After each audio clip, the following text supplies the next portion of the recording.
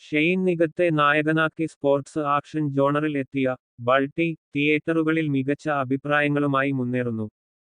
നവാഗതനായ ഉണ്ണി ശിവലിംഗമാണ് ചിത്രത്തിന്റെ രചനയും സംവിധാനവും നിർവഹിച്ചിരിക്കുന്നത്.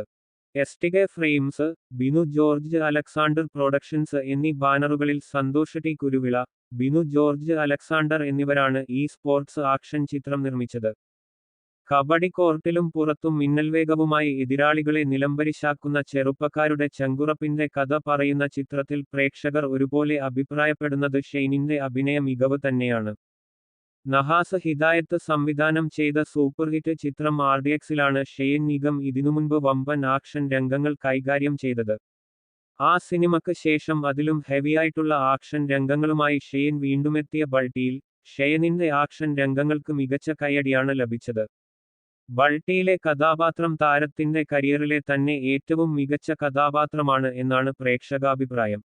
ഫാമിലിയോടൊത്തു കാണാൻ പറ്റുന്ന തരത്തിലാണ് ചിത്രം ഒരുക്കിയിരിക്കുന്നത്. ഇതിനോടകം തന്നെ 15 കോടിയാണ് ചിത്രത്തിന്റെ കളക്ഷനായി ലഭിച്ചിരിക്കുന്നത്.